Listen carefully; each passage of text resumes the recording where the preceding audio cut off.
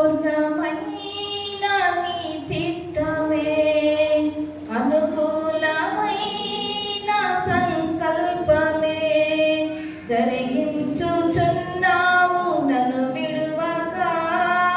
నా ధైర్యము నీవేగా, నీవే నీవే నా జయ గీతము, నీవే నీవే నా స్తుతి గీతము, నీవే నీవే నా జయ గీతము, నీవే నా స్తుతి గీతము. ఒక చిన్న ప్రార్థన. గొప్ప తండ్రి, నీ కృపలో నన్ను జ్ఞాపకం చేసుకున్నందుకు నీకు స్తోత్రాలు నా తండ్రి. అయోగ్యరాలని నా ప్రభా, దేనికి పనికిరాని పనికి మానిందానని నా ప్రభా, జ్ఞానం లేని దాన్ని నా తండ్రి, వివేకం లేని దాన్ని నా ప్రభా, ఆయనను నా ప్రభా మిక్కిలి నువ్వు నన్ను ప్రేమించి నా తండ్రి, నిజంగా నా తండ్రి నీ ప్రేమ చేత నీ సంకల్పము చేత నా తండ్రి అనుకూలమైన చిత్తం చేత నన్ను ఏర్పరచుకున్నందుకు నా ప్రభా, ఈ స్థితిలో నన్ను నుంచి నా ప్రభా నీ వాక్యాన్ని పంచుకున్నందుకు ఇదిగో నా ప్రభా ఈ సమయం ఇచ్చినందుకు నీకు వందనాలు నా ప్రభా. ఇదిగో నా తండ్రి దేనికి పనికి రానిదాన్ని నా ప్రభా నీ చిత్తం చొప్పున ఏర్పరచుకున్నావు. అయా నాలో ఉండి నా తండ్రి, నాలో ఉండి మీరు మాట్లాడి నా ప్రభా ఈ నామాన్ని మహిమపరచుకోమని నజరేయుడైన యేసుక్రీస్తు నా పేరిట అడిగి వేడుచున్నాను తండ్రి, ఆమేన్.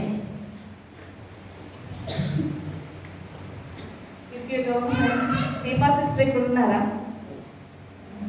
సిస్టర్ నేను తెలుగులో చెప్తాను, మీరు కన్నడలో ఇస్తారా, ట్రాన్స్లేషన్ చేస్తారా?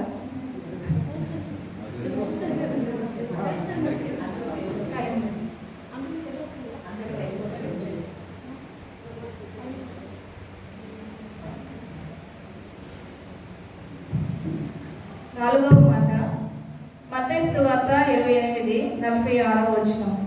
ఏలీ ఏలీ లామా సబక్తాని బిగ్గరగా కేక వేసెను. ఆ మాటకు నా దేవా నా దేవా నన్నెందుకు చేయి విడిచితివి అని అర్థము.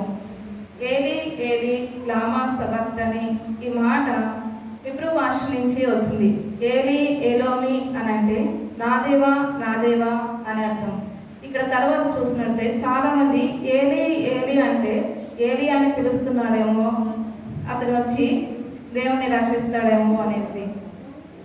ఏలీ ఎందుకు యేసయ్య ఈ మాటను పలికాడంటే అప్పటికే సిలువలో చాలా అలసిపోయి ఉన్నాడు. తన బాధ ఎంతలా ఉంది అని అంటే, ఇంక నేను భరించలేను, చాలా అనుభవించి ఉన్నాను, తండ్రి నన్ను ఎందుకు విడిచిపెట్టావు, నా చేయిని ఎందుకు విడిచిపెట్టావు అని. దీనికి ముందే యేసయ్యకు ముందే తెలుసు దేవుని చిత్తానికి నేను లొంగి ఉండాలి, ఇన్ని చిత్రహింసలు పడి నేను ఇట్లా ఉండాలని. అయినప్పటికీ సిలువలో వేలాడుతున్నప్పుడు ఆ బాధ భరించలేనంతగా ఉంది, దాన్ని భరించలేము. 3 గంటల సమయంలో 3 గంటల వరకు సిలువలో అప్పటి వరకు వేలాడి తన చివరి రక్తం మొత్తము కారిపోయి ఉన్నది. ఇంకా భరించలేను, దీన్ని నేను భరించలేను, ఎందుకు నాకు ఇది ఇచ్చినావు, నా చేయిని ఇప్పటి వరకు తోడుకున్నావు కదా, నా చేతిని ఎందుకు విడిచితివి అని యేసయ్యకు అడుగుతున్నాడు. నేను అర్థము అప్పుడు ఎందుకు ఇలా జరిగింది, ఇది దేవుని చిత్తమే కదా, దేవునికి తెలుసు కదా, దేవుడు అనుభవించారు కదా, మామూలుగా ముందే తెలుసు. దేవుడు చెప్పాడు కదా, ఈ విధంగా లేఖనాల్లో ముందుగానే నువ్వు కొట్టబడతావు, హింసించబడతావు అని. అయినప్పటికీ ఇది ఎందుకు అని అంటే మానవ రూపంలో మనం కూడా చాలాసార్లు దేవుని చిత్తమై ఉన్నది అని ఎరిగి కూడా దీన్ని భరించలేని స్థితిలో ఉన్నప్పుడు, తండ్రి నాకు ఈ సమస్యని ఎందుకు ఇచ్చావు, నీకు తెలిసింది కదా నేను భరించలేనని, ఎందుకు నా చేయి విడిచావు. ఒకనొక సమయంలో మనకు ఒక ప్రాబ్లం వచ్చినప్పుడు ఆ ప్రాబ్లం ఉంది అని మనకు తెలుసు, కానీ అది పీక్ లెవెల్లో ఉన్నప్పుడు, అంటే దాన్ని భరించలేనంతగా ఉన్నప్పుడు ఒక్కొక్కసారి మానవులో ఉన్న మనం కూడా ఈ క్వశ్చన్ వేస్తాము, ఎందుకు తండ్రి నా చేయిని ఈ సమయంలో విడిచిపెట్టావు, నా తండ్రివి కదా, నువ్వు నాకు తోడున్నావు కదా. మనం ఇప్పుడు అందరూ రక్షణ పొంది దేవుని ఆశ్రయించి చాలాసార్లు అన్ని విషయాల్లో ప్రార్థన చేస్తాము. అది జరగనప్పుడు సేమ్ క్వశ్చన్, ఎందుకు తండ్రి నేను నిన్ను నమ్ముకున్నా కదా, నీ చిత్తం చొప్పున నేను వచ్చాను కదా, నీ కోసమే నేను ఉన్నాను కదా, ఎందుకు ఈ సమయంలో వీళ్ళందరి ముందు నన్ను ఇలా ఉంచావు, ఎందుకు నా చేయిని విడిచితివని చాలాసార్లు సిచ్యువేషన్లో ఉన్నప్పుడు దేవుణ్ణి అడుగుతాము. అయితే దానికి యెహోవా తండ్రి ఏమని చెప్తున్నాడు? యెషయా 34:10 యెహోవాకు ఇష్టమైనను అని ఉంటుంది. అతనిని నలగొట్టుకున్నటకు యెహోవాకు ఇష్టమాయను. తన కుమారుని నలగొట్టుకున్నటకు ఎవరికైనా ఇష్టం అవుతుందా? ఇప్పుడు మన పిల్లలు ఉన్నారు, మన పిల్లల్ని ఎవరైనా కొట్టారనుకో, వెంటనే వాళ్ళ ఇంటి దగ్గరికి వెళ్ళిపోతాం. చూడమ్మా మీ పాప ఎట్లా కొట్టిందో, చూడు రక్తం కారుతుంది, లేదు దెబ్బ తగిలి ఇక్కడ ఇట్లా చిన్న దెబ్బ తగిలినా చూడు మీ పాప ఎంత బాగా కొట్టిందో, ఆడుకుంటున్నారు కానీ మా పాప ఎంత బాధపడుతుందో దీనివల్లని వెంటనే అడుగుతాము. అయితే తండ్రి తన కుమారుని ఎంత ప్రేమించుంటాడు? అవును కదా, చాలా ప్రేమించుంటాడు. మనమైతే ఇక్కడ మానవులుగా ఉన్నాం, కానీ తండ్రి తన కుమారుని తన పక్కనే కూర్చోబెట్టుకొని ఎంతో ఉన్నతంగా ఉంచుకొని ఉండొచ్చు. కానీ మనం అట్లా ఉంటామా? చిన్న దెబ్బ తగిలితేనే అసలు ఓర్చుకోలేము. కానీ తండ్రికి ఎందుకు అంత తన కుమారుని నలగొట్టుకుంటానికి ఇష్టమైంది? ఇంకా అంటాడు, ఆ వేదన, సిలువలో పడిన వేదన వివరించలేనిది, అది మనకు భరించలేనంతగా ఉంది. కాబట్టి అంత వేదన అనుభవించినప్పుడే తండ్రి నా చేయిని ఎందుకు ఇడిచిపెట్టావు అని అడిగాడు. అప్పుడు తండ్రి ఏం చెప్తున్నాడు? అతడు తనకు కలిగిన వేదనను చూసి తృప్తి నొందెను. ఇప్పుడు తండ్రి ఎవరైనా కుమారుడు చాలా బాధపడితే, వేదన పడతా ఉంటే, అయ్యో నా కుమారుడు వేదన పడుతున్నాడని తృప్తి చెందాడా? చెందడు. కానీ ఎందుకు తన కుమారుని వేదన చూసి తృప్తి చెందాడు అని అంటే, మన పాపముల నిమిత్తం కొరకై, మన కొరకై, మనం అందరి పాపముల నిమిత్తం కొరకై తన కుమారుని ఎంతగా ప్రేమించినప్పటికీ, అంతగా హింసించబడి, అంతగా వేదన పడుచున్నప్పటికీ తన కుమారుని బాధను చూసి తృప్తి చెందాడు. ఎందుకు? మనం విడిపించబడాలి. మనం కూడా తన కుమారుని వలె పరలోక రాజ్యంలో తండ్రి పక్కన కూర్చోడానికి అతనికి ఇష్టమైంది కనుక. ఇంకా చూస్తే, నీతిమంతుడైన నా సేవకుడు జనుల దోషములను భరించి తనకున్న అనుభవ జ్ఞానం చేత అనేకులను నిర్దోషులుగా చేయును. దీనికోసమే మన కోసము మనలందరినీ నిర్దోషులుగా చేయడానికి తన కుమారుణ్ణి అంతగా హింసించినప్పటికీ, అంతగా తన బాధని భరించలేకుండా ప్రాణం పోయేంతగా అంత వేదన పడుచున్నప్పటికీ మళ్ళీ ఎందుకు అట్లా విడిచిపెట్టావు అని అంటే, యెషయా 54:7 నిమిషం మాత్రం నేను నిన్ను విసర్జించితిని అని చెప్తాడు. నిమిషం మాత్రం నేను నిన్ను విసర్జించితిని, గొప్ప వాత్సల్యంతో నిన్ను సమకూర్చెదను అని. అంతే, తండ్రి మనకున్న కష్టాలు చొప్పున ఆ క్షణంలో మాత్రమే విడిచిపెడతాడు. కానీ ఎప్పుడు ఎడబాటు ఎందుకు వచ్చింది? చాలా మంది అడుగుతారు. దేవుని చిత్తం చొప్పునే జరిగింది కదా, దేవుని ఇష్టం ప్రకారమే నేను వచ్చాను కదా, దేవుని సేవకునిగా, దేవుని బిడ్డగా నేను నడుచుకుంటున్నా కదా, ఎందుకు తండ్రి నన్ను విడిచిపెట్టాడు? ఎందుకు నన్ను దూరంగా ఉంచాడు? ఈ సమస్య కోసము మనం కొన్నిసార్లు ప్రార్థన చేసినప్పుడు, ఈ సమస్య నేను తీరుస్తాను, పలానా చోటుకు నువ్వు వెళ్ళని చెప్తాడు. మనం అక్కడికి వెళ్ళినప్పుడు దేవుని చిత్తం ప్రకారమే వెళ్తాం. మనం వెళ్ళినప్పుడు తండ్రి నేను చెప్పిన అని నేను చేస్తా అన్న దాన్ని కూడా మనల్ని ఒక నిమిషం ఎడబాటు చేయడానికి జస్ట్ ఒక 10 minutes అంటే ఆ కార్యం జరగకుండా విడిచిపెడతాడు. అప్పుడు మనమేమనుకుంటాం, దేవుడు చెప్తేనే కదా మనం వచ్చాము, దేవుడి కోసమే కదా, దేవుడు నన్ను అక్కడ వెళ్ళమంటేనే నేను వెళ్ళినా. కానీ దేవుడు ఎందుకు దాన్ని అంటే, నిమిషం మాత్రమే నేను నిన్ను విసర్జించితిని, తర్వాత గొప్ప వాత్సల్యంతో నిన్ను సమకూర్చెదను. ఎడబాటు కోసం మాత్రమే దేవుడు ఆ క్షణంలో యేసయ్యను విడిచిపెట్టాడు, ఆ వేదన పడడానికి. తర్వాత ఏమైంది? అంత వేదన పడిన తర్వాత ఆ ఎడబాటు 10 నిమిషాలు, మనకు కొంచెం సమయం మాత్రమే తండ్రిని విసర్జించాడు.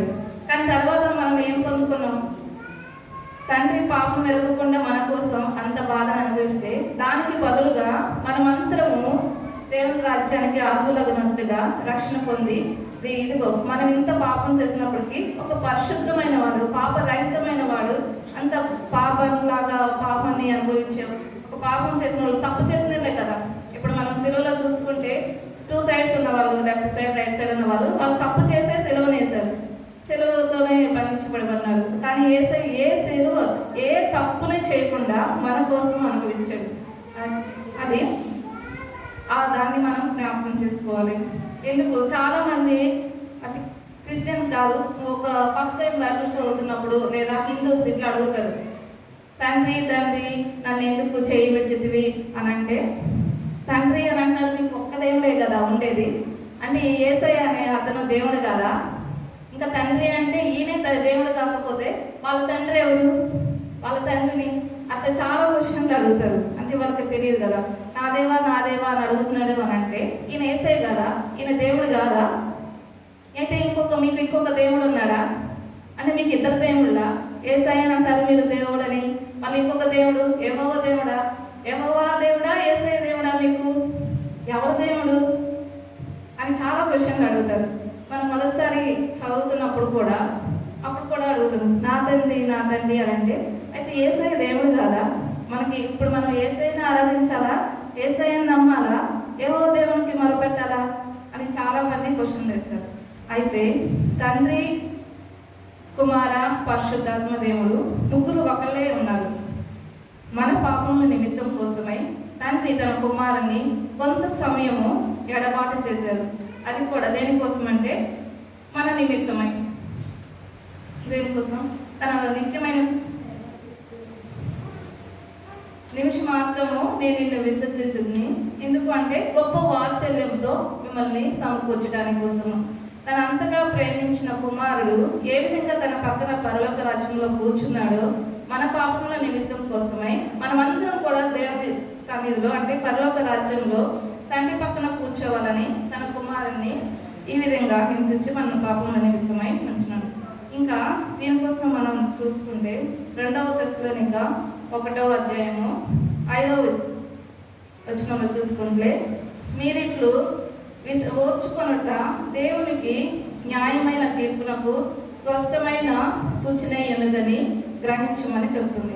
ఇప్పుడు అనేక మంది సేవకులు దేవుని సన్నిధిలో మారి రక్షణ పొంది పరిచయం చేయించినప్పుడు చాలా మంది హింసించబడతారు. ఇప్పుడు ప్రవీణ్ పాస్టర్ గారు చూసుకుంటే తను హింసించబడే అందరికీ తెలుసు అది యాక్సిడెంట్ కాదు, ఎవరో ఒకళ్ళు చనిపోయారని. అప్పుడు మనం ఏమనుకోవాలి, వాళ్ళు చేసినట్లే మనం అనుకోకూడదు. ఇది ఏంటి, ఇది దేవుని చిత్తమైనది, న్యాయమైన తీర్పునకు స్పష్టమైన సూచన అయ్యినది. న్యాయమైన తీర్పు ఎక్కడ జరుగుతుంది, మనకి పరలోక రాజ్యంలోనే. అప్పుడు మనం హింసించబడినప్పుడు ప్రతిసారి మనం ఏమనుకోవాలి, ఇప్పుడు అందరూ అనుకుంటారు కదా ప్రవీణ్ గారి గురించి, అయితే ఆయన మంచుకున్నాడు కదా, దేవుడు రక్షించవచ్చు కదా, అంతమందిని మార్చాడు కదా, ఎందుకు ఇట్లా చేశాడని. అది దేవునికి ఇష్టమై ఉంది. అది అప్పుడు మనమేమనుకోవాలి, అది దేవుని చిత్తమైనది. మనం ఓర్చుకొనుట ఒకనొక సమయంలో తీర్పు తీర్చేటప్పుడు దేవుని రాజ్యంలో మనకు అరుగుతుంది. దానికోసమే ఇది ఎందుకు అని అంటే స్పష్టంగా మనకి సూచన అయినదని దేవుని ముందుగానే సెలవిస్తున్నాడు. ఇంకొకటి, ఒక చిన్న సాక్ష్యాన్ని నేను పంచుకోవాలనుకుంటున్నా. ఇట్లాగే దేవునికి సమర్పించుకున్నప్పుడు మనకి ఎన్ని ఇబ్బందులు వస్తాయో ముందు మనకు తెలియదు. మనం ఎంతగా ఓర్చుకున్నప్పటికీ దేవుడు పలుసార్లు ఎంతగా మనల్ని దిగజార్చి మన కోసం ఎదురు చూస్తాడంటే, నేను మల్లేశ్వరి విషయంలో చూశాను అనమాట. యాక్చువల్గా మల్లేశ్వరి బిఫోర్ జాబ్ చేస్తూ ఉంది. హైదరాబాద్లో జాబ్ చేస్తున్నప్పుడు అంటే మన శాలరీని బట్టి మనం ఎంతగా లగ్జరీగా బతకొచ్చు. నాకు తెలిసి మీకు హైదరాబాద్ అంటే ఒక ఐడియా ఉంటుంది, జాబ్ చేసే వాళ్ళంటే ఇంకా ఐడియా ఉంటుంది. ఇంకా సిటీలో హైటెక్ సిటీలో వాటిల్లో అంటే మీకు ఒక ఐడియా ఉంటుంది, మనం కొంచెం ఫాస్ట్గానే ఉంటారు పిల్లలు. అయితే దేవుని పిలుపుని బట్టి మల్లేశ్వరి అవన్నీ వదులుకొని వచ్చింది. మల్లేశ్వరి అన్నీ వదులుకొని వచ్చింది. ఎంతగా ఒక వరల్డ్ చూసింది అమ్మాయి, ఒక అనుభవాన్ని అనుభవించి ఉంది. ఎంతగా మనం ఫ్యాషన్ ఉండొచ్చు అంటే మన అన్ని సౌకర్యాలని చూసి వచ్చింది. అన్నీ చూసి వచ్చి దేవుని చిత్తం చొప్పున తన అన్ని చూసుకొని ఒంటరిగా పరిచయం చేస్తున్నప్పుడు ఎంతగా ఎదురు చూస్తుందంటే దేవుని కోసము. ఈ వాక్యం నాకు చూసినప్పుడు ఎందుకు దేవుడు నాకు ఇది చెప్పాలని ఇచ్చినాడు. ఫస్ట్ అన్న, సెకండ్ తను, థర్డ్ నేను రావాలి కదా అని నేను అట్లాగా ప్రిపేర్ అయిపోయినా. ఫస్ట్ అన్న, సెకండ్ మలేశ్వరి, థర్డ్ నేను అని ప్రిపేర్ అయిపోయినా. ప్రిపేర్ అయిపోయిన తర్వాత ఫోర్త్ వన్ కాదు అని నువ్వు ఫోర్త్ వన్ అమ్మా. ఫోర్త్ వన్ ఎందుకు ఇచ్చినావు నాకు? లెక్క ప్రకారం చూస్తే నేను థర్డ్ వన్ రావాలి కదా, ఫోర్త్ ఎందుకు ఇచ్చినాడు తండ్రి అని. అప్పుడు నేను జ్ఞాపకం చేసుకుంటా ఉండే, చాలా జాబ్ మానేసేసి దేవుని కోసమే ఉన్నప్పుడు మనకున్న అవసరాలను బట్టి చాలా ఎదురు చూస్తూ ఉంటాయి. మనం ఈ చిన్న చిన్న సమస్యలను కూడా తీర్చుకోలేము. మనం ఎంత చిన్నవి అని అంటే, ఒకరోజు ఫుడ్ తినడానికి కూడా దేవుని మీద ఆధారపడి ఉండాలి. అంతకుముందు మనం ఎట్లా ఉంటాం? సిటీలో అయితే మాకు అన్ని ఫోన్లోనే ఉంటాం. 5 నిమిషాల్లో కావాలంటే ఆర్డర్ చేసుకుంటే మా ముందు ఉంటుంది.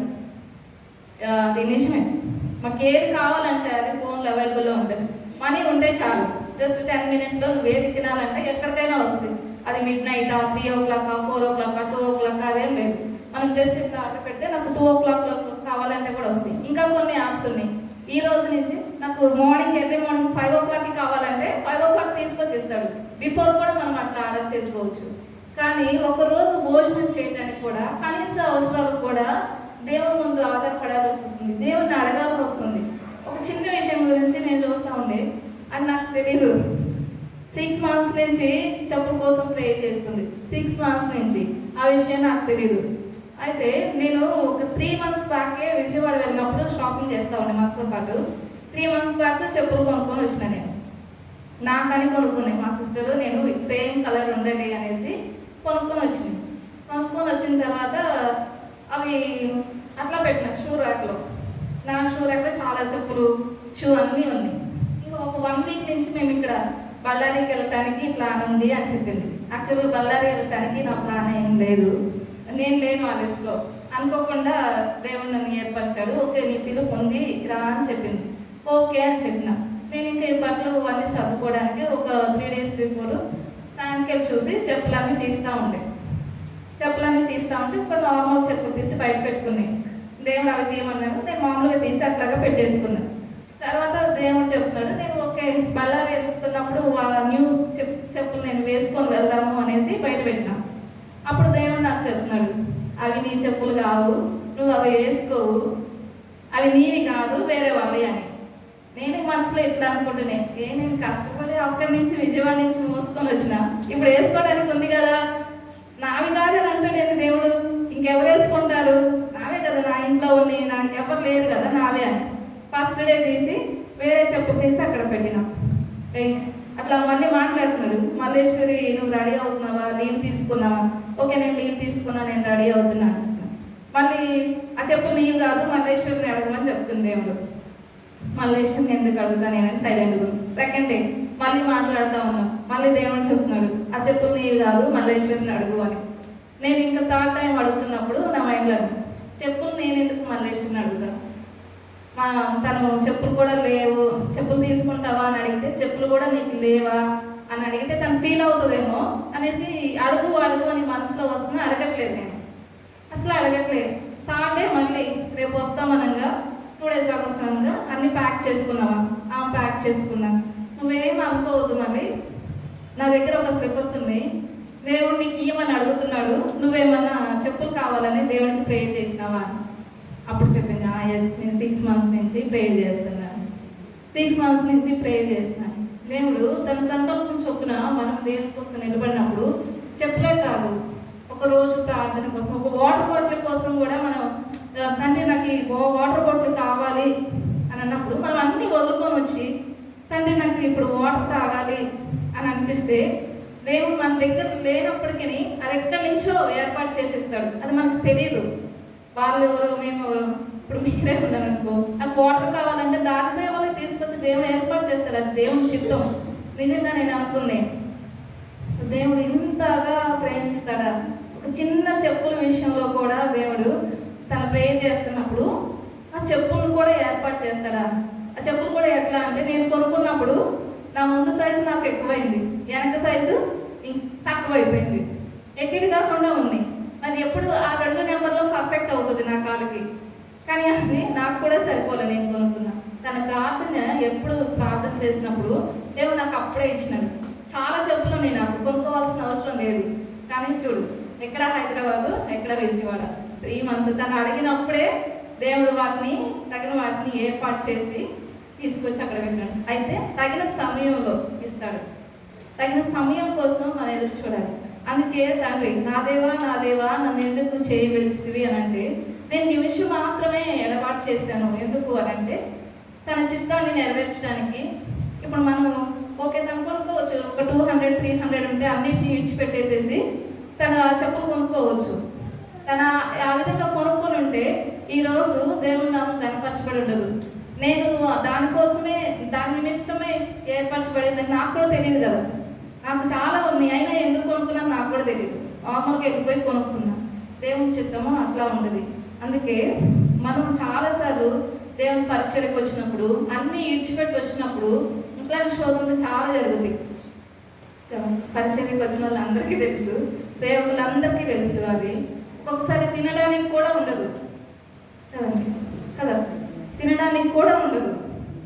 దానికోసం కూడా అయ్యో ఈరోజు నా పిల్లలు పస్తుంటారేమో ఎట్లాగా అని ప్రార్థన చేసినప్పుడు దేవుడు మనం ఒక్కటే అడిగితే దానికి 10 రెట్లుగా ఏర్పాటు చేసి ఇస్తాడు. అది దేవుని చిత్తమైనది. ఎందుకు ఇడిచిపెట్టారు అని అడగకూడదు. శ్రమలు వచ్చినప్పుడు కేవలం ఈ వాక్యాన్ని గుర్తుపెట్టుకోవాలి. అది దేవునికి ఇష్టమైనది. తీర్పు సమయంలో మనము నిర్దోషులుగా, అది న్యాయమైన తీర్పు అనేసి మనం ఓర్చుకున్నప్పుడు దాన్ని, ఇది న్యాయమైన తీర్పు, దేవునికి ఇష్టమైంది, నేను దేవుని రాజ్యంలో నిలవడానికి మాత్రమే మనకి హింస వచ్చింది, ఈ కష్టం వచ్చింది అని దాన్ని అది సూచనగా చేసుకొని, ఇది స్వస్థమైన సూచనగా మీరు గుర్తించండి అని 2 తెస్సలోనిక 1:5 అందరికీ దేవుడు సెలవిస్తున్నాడు. ఈ చిన్న వాక్యం దేవుని వెనుకలో దీవించబడిన గాక.